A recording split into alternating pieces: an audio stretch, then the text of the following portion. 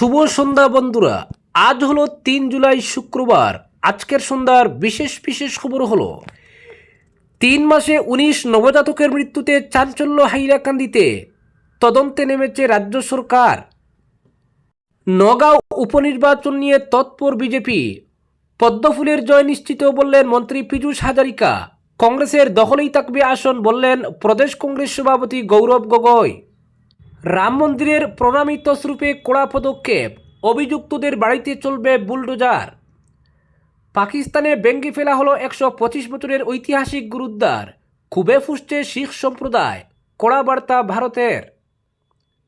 তৃতীয় দিনেও থামেনি উচ্ছেদ, করিমগঞ্জের ব্রজেন্দ্র রোডে বেআইনি দখলের বিরুদ্ধে পৌরসভার কড়া বার্তা। এপিএসসি পরীক্ষা, হাইলাকান্দির এসএস কলেজের চারপাশে 163 ধারা জারি। কিন্ডারগার্টেন থেকে স্নাতকোত্তর, উড়িষ্যায় শিক্ষা হবে নিখরচায়, অনুমোদন মন্ত্রিসভার। কর্ণাটকে পাথর খাদানে 10, মৃত 7 শ্রমিক। কড়া নিরাপত্তায় শুরু হলো অমরনাথ যাত্রা, জম্মু থেকে রওনা প্রথম তীর্থযাত্রী দল।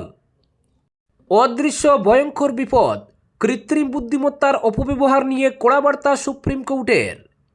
এবং সর্বশেষ খবরটি হলো এখনই জ্বালানির দাম কমছে না, ইঙ্গিত পেট্রোলিয়াম মন্ত্রী হরদীপ সিং পুরীর। যুদ্ধে ভারতীয় তেল সংস্থাগুলির ক্ষতি 74,781 কোটি টাকা। এবারে শুনুন বিস্তারিত খবর। গত 3 মাসে হাইলাকান্দি জেলার আলগাপুর ব্লক প্রাথমিক স্বাস্থ্য কেন্দ্রের আওতায় জন্ম নেওয়া 19 জন নবজাতকের মৃত্যু ঘিরে জেলা জুড়ে তীব্র উদ্বেগ ও চাঞ্চল্যের সৃষ্টি হয়েছে। এই পরিসংখ্যান রাজ্যের মধ্যে সর্বাধিক। ঘটনাকে অত্যন্ত গুরুত্বের সঙ্গে নিয়ে ইতিমধ্যে তদন্তের নির্দেশ দিয়েছে আসাম সরকার।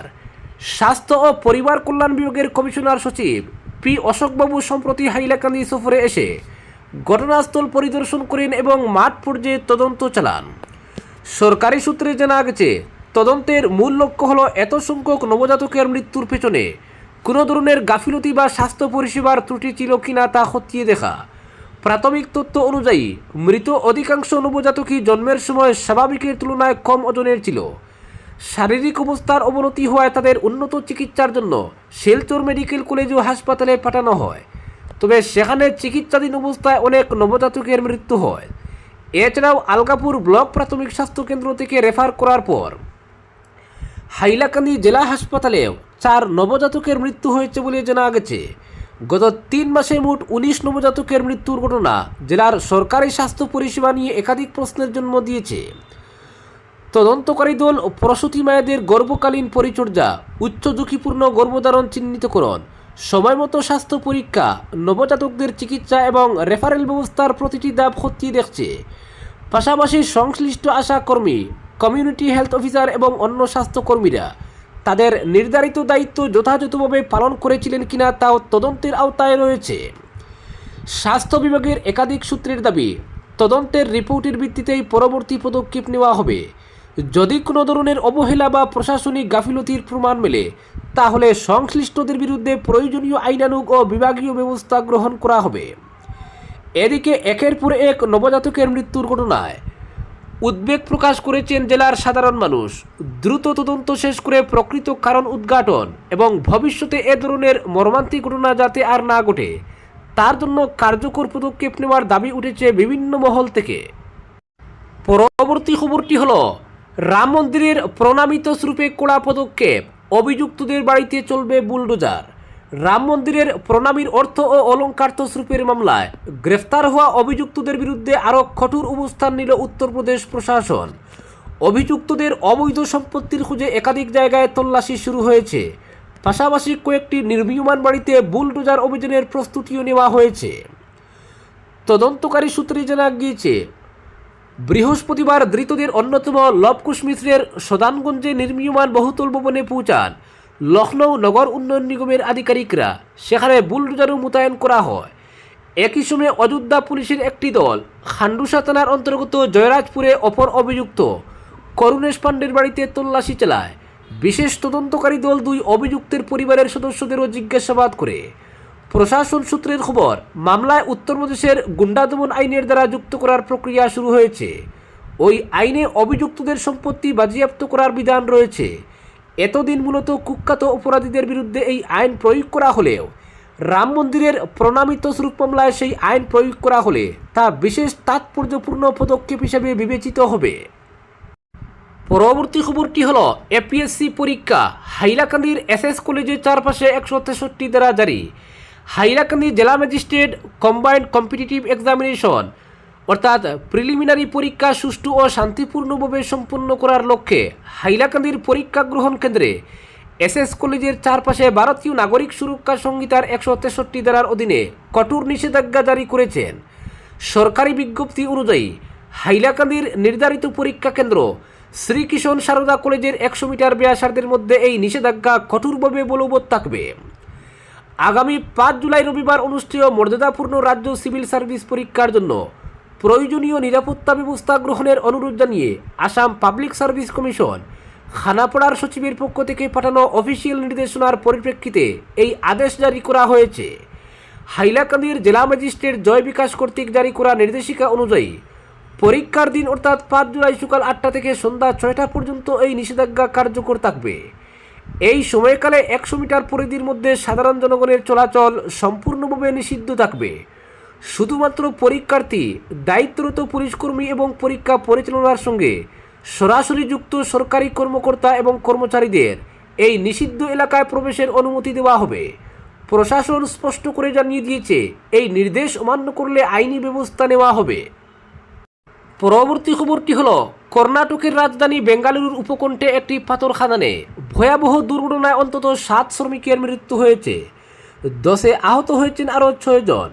বৃহস্পতিবার সকালে এই ঘটনাকে কেন্দ্র করে এলাকায় ব্যাপক চাঞ্চল্য ছড়িয়ে পড়ে আহতদের উদ্ধার করে নিকটবর্তী হাসপাতালে ভর্তি করা হয়েছে। পুলিশ সূত্রে জানা গিয়েছে বেঙ্গালুরু থেকে কিছুটা দূরে মাদাপট্টনা গ্রামের একটি পাথর খাদানে প্রতিদিনের মতো এদিনও কাজ চলছিল। প্রায় 18 জন শ্রমিক মাটি থেকে প্রায় 40 ফুট গভীরে কাজ করছিলেন। সেই সময় আচমকাই একটি বিশাল পাথরের চাই ভেঙে পড়ে মুহূর্তের মধ্যেই বেশ কয়েকজন শ্রমিক ধ্বংসস্তূপের নিচে চাপা পড়েন। খবর পেয়ে পুলিশ, দমকল ও উদ্ধারকারী দল দ্রুত ঘটনাস্থলে পৌঁছে উদ্ধার অভিযান শুরু করে।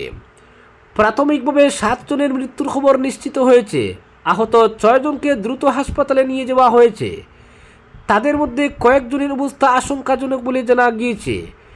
কী কারণে এই ধস নেমেছে তা এখনও স্পষ্ট নয়। দুর্ঘটনার প্রকৃত কারণ জানতে তদন্ত শুরু করেছে প্রশাসন। খাদানটিতে নিরাপত্তা বিধি যথাযথভাবে মানা হচ্ছিল কিনা তাও খতিয়ে দেখা হচ্ছে। পরবর্তী খবরটি হল শিক্ষাকে আরও সহজলভ্য করতে বড় সিদ্ধান্ত নিল উড়িষ্যা সরকার। রাজ্যের পড়ুয়াদের জন্য কিন্ডারগার্টেন থেকে শুরু করে স্নাতকোত্তর পর্যন্ত সম্পূর্ণ বিনামূল্যে পড়াশোনার ব্যবস্থা চালুর অনুমোদন দিয়েছে রাজ্য মন্ত্রিসভা। খুব শীঘ্রই এই প্রকল্প বাস্তবায়নের বিস্তারিত নির্দেশিকা প্রকাশ করা হবে বলে সরকারি সূত্রে জানা গিয়েছে। মুখ্যমন্ত্রী মোহন চরণ মাঝির সভাপতিত্বে অনুষ্ঠিত মন্ত্রিসভার বৈঠকে এই সিদ্ধান্তে সিলমোহর পড়ে। সরকারের নতুন উদ্যোগের নাম রাখা হয়েছে জ্ঞানোদয়, শিক্ষার মাধ্যমে সমৃদ্ধি। সরকারের বক্তব্য, আর্থিক সমস্যার কারণে কোনো পড়ুয়ার শিক্ষা যাতে মাঝপথে থেমে না যায় সেই লক্ষ্য নিয়ে এই পদক্ষেপ নেওয়া হয়েছে। সরকারি ঘোষণা অনুযায়ী স্কুল, মহাবিদ্যালয় এবং বিশ্ববিদ্যালয় সব স্তরের শিক্ষা প্রতিষ্ঠানে অধ্যয়নরত যোগ্য পড়ুয়ারা এই প্রকল্পের সুবিধা পাবেন। ফলে প্রাথমিক শিক্ষা থেকে উচ্চশিক্ষা পর্যন্ত পড়াশোনার ব্যয় বহনের দায়িত্ব নেবে রাজ্য সরকার। প্রশাসনের দাবি, এই প্রকল্পের সবচেয়ে বেশি সুফল পাবেন অর্থনৈতিকভাবে দুর্বল পরিবারের ছাত্রছাত্রীরা। একই সঙ্গে উচ্চশিক্ষায় মেয়েদের অংশগ্রহণও উল্লেখযোগ্যভাবে বাড়বে বলে সরকারের আশা। মুখ্যমন্ত্রীর দফতরের বক্তব্য, আর্থিক অসুবিধার কারণে কোনো ছাত্রছাত্রী যেন পড়াশোনা ছেড়ে দিতে বাধ্য না হয়, সেটাই সরকারের মূল লক্ষ্য। শিক্ষা সকলের অধিকার, সেই নীতিকে সামনে রেখেই এই উদ্যোগ নেওয়া হয়েছে।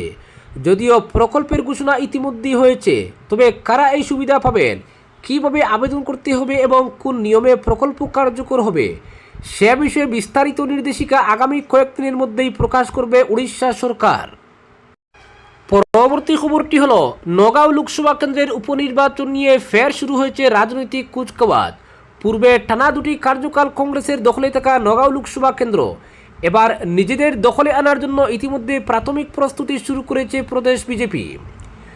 নগাঁও লোকসভা কেন্দ্রে বিজেপির প্রার্থী কে হবেন তা এখনও স্পষ্ট হয়নি। তবে বিজেপি যে কোনো উপায়ে লোকসভায় আসন বৃদ্ধির লক্ষ্যে রাজনৈতিক রণকৌশল প্রয়োগ শুরু করে দিয়েছে। এই লক্ষ্যে সম্প্রতি জাগিরউডে অনুষ্ঠিত হয়েছে দলের বর্ধিত রাজ্য কার্যনির্বাহক বৈঠক। প্রদেশ বিজেপির সভাপতি দিলীপ শইকিয়া, দলের সাংগঠনিক সাধারণ সম্পাদক রবীন্দ্র রাজু, মন্ত্রী পীযূষ হাজারিকা, বিধায়ক রূপক শর্মা, শশীকান্ত দাস, জিতু গোস্বামী, রমাকান্ত দেউরি, প্রাক্তন সাংসদ প্রদ্যুৎ বরদলৈ সহ একাধিক সিনিয়র নেতার উপস্থিতিতে এই বৈঠকে নগাঁও লোকসভা কেন্দ্রের উপনির্বাচনের প্রস্তুতি নিয়ে বিশদ আলোচনা হয়।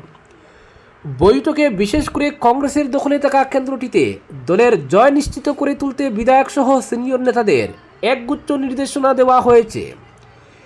এদিকে এই বৈঠকের পর মন্ত্রী পীযূষ হাজারিকা নগাঁও লোকসভা কেন্দ্রের উপনির্বাচন নিয়ে গুরুত্বপূর্ণ মন্তব্য করেছেন। তিনি বলেন, নগাঁও লোকসভা কেন্দ্রের উপনির্বাচন নিয়ে বিজেপি যথেষ্ট সিরিয়াস। পঞ্চায়েত নির্বাচন হোক আর লোকসভা নির্বাচন, বিজেপি প্রতিটি নির্বাচনকে সমান গুরুত্ব দিয়ে এসেছে বলেও মন্তব্য করেন তিনি। তার মতে বিজেপি জয়ী হবে জেনেই উপনির্বাচনে প্রতিদ্বন্দ্বিতা করবে। তিনি দাবি করেন, নগাঁও লোকসভা কেন্দ্রের উপনির্বাচনে বিজেপির জয় নিশ্চিত। মুখ্যমন্ত্রী হিমন্ত বিশ্ব শর্মা ও প্রদেশ বিজেপির সভাপতি দিলীপ শইকিয়া প্রধানমন্ত্রী নরেন্দ্র মোদীকে লোকসভা এই কেন্দ্রটি উপহার হিসেবে দেবেন। তিনি আরও বলেন, লোকসভা কেন্দ্রের পূর্বের পরিবেশ নেই। লাহারিঘাটের 3 জন জেলা পরিষদ সদস্য ইতিমধ্যে কংগ্রেস ত্যাগ করে বিজেপিতে যোগ দিয়েছেন। এছাড়াও পঞ্চায়েত স্তরে কংগ্রেসের বহু সদস্য ও সভাপতি বিজেপিতে যোগ দিয়েছেন। এই পরিস্থিতিতে নগাঁও লোকসভা কেন্দ্রে বিজেপির সাংগঠনিক অবস্থা যথেষ্ট শক্তিশালী হয়েছে। লাহারিঘাট, দিং, রূপহি ও শ্যামাগুড়িতে বিজেপির অবস্থান শক্তিশালী হয়ে উঠেছে বলে দাবি মন্ত্রী পীযূষের। এদিকে নগাঁও লোকসভা কেন্দ্র কংগ্রেসের দখলেই থাকবে বলে দাবি করেন প্রদেশ কংগ্রেস সভাপতি গৌরব গগৈ। সংবাদ মাধ্যমের সামনে গৌরব বলেন, নগাঁও লোকসভা কেন্দ্রের উপনির্বাচন প্রসঙ্গে পূর্বেও তিনি বলেছেন, এই কেন্দ্রে কংগ্রেস 2বার বিপুল ভোটের ব্যবধানে জয়ী হয়েছে। ফলে উপনির্বাচনেও কংগ্রেস 100% জয়ী হবে বলে ফের দাবি করেন গৌরব গগৈ। তিনি বলেন, 2019 ও 2024 সালের নির্বাচনে নগাঁও লোকসভা কেন্দ্রের জনগণ কংগ্রেসকে গ্রহণ করেছিলেন। এবারও তার পুনরাবৃত্তি হওয়া নিশ্চিত। এছাড়াও এই উপনির্বাচনেও বিজেপির বিরুদ্ধে জনগণের সমস্যা তুলে ধরবে কংগ্রেস। গৌরব গগৈ বলেন, উপনির্বাচনে জনগণ স্যাটেলাইট টাউনশিপের বিরুদ্ধে দাঁড়াবেন। নির্বাচনে জনগণ মহাপুরুষ শ্রীমন্ত শঙ্করদেবের আদর্শের পক্ষে দাঁড়াবেন, উত্তর ভারতের সংস্কৃতির পক্ষে নয়। গৌরব গগৈর এ ধরনের মন্তব্যের পর পাল্টা মন্তব্য করেন মন্ত্রী পীযূষ হাজারিকা। তিনি বলেন, বিধানসভা নির্বাচনে গৌরব গগৈ কেন হারলেন তার বিশ্লেষণ করুন আগে, তারপর বিজেপির সমালোচনা করবেন। নগাঁওর প্রাক্তন সাংসদ প্রদ্যুৎ বরদলৈ গৌরব গগৈকে আক্রমণ করে বলেন, গৌরব গগৈর জানা উচিত যে নগাঁও কখনো কংগ্রেসের পক্ষে ছিল না। 1985 সাল থেকে 3টি কার্যকাল নগাঁও অগপর দখলে ছিল। 1999 সাল থেকে কেন্দ্রটি বিজেপির দখলে ছিল। ফলে এবারও বিজেপির দখলে আসবে বলে দাবি নতুন বিজেপি নেতার। পরবর্তী খবরটি হলো, পেট্রোল ডিজেলের দাম খুব শীঘ্রই কমছে না, এমনটাই ইঙ্গিত দিয়েছেন মন্ত্রী হরদীপ সিং পুরী। কেন্দ্রীয় পেট্রোলিয়াম ও প্রাকৃতিক গ্যাস মন্ত্রী বলেছেন, পশ্চিম এশিয়ায় শুরু হওয়ার পর ভারতীয় তেল সংস্থাগুলির 74,781 কোটি টাকার ক্ষতি হয়েছে। তবে বিশ্ববাজারে অশোধিত তেলের দাম যদি আরও 2-3 সপ্তাহ নিম্নগামী থাকে, তাহলে ভারতেও জ্বালানির দাম কমানোর বিষয়টি সরকার চিন্তা করে দেখবে। প্রসঙ্গত, আমেরিকা ইরান যুদ্ধবিরতির পরে হরমুজ প্রণালী দিয়ে তেলবাহী জাহাজের যাতায়াত ক্রমশ স্বাভাবিক হচ্ছে। বিশ্ববাজারে অপরিশোধিত তেলের দাম ক্রমশ নামতে শুরু করেছে। ব্র্যান্ড ক্রুড ঘোরাফেরা করছে ব্যারেল পিছু $70 থেকে $72। WTI $68-69 পাশাপাশি বুধবারই পেট্রোল ডিজেলের দাম কমিয়েছে দেশের অন্যতম বড় বেসরকারি জ্বালানি সংস্থা নায়ারা এনার্জি। ওই দিন থেকে তারা লিটার পিছু পেট্রোলের দাম 5 টাকা এবং ডিজেলের দাম 3 টাকা করে কমিয়েছে।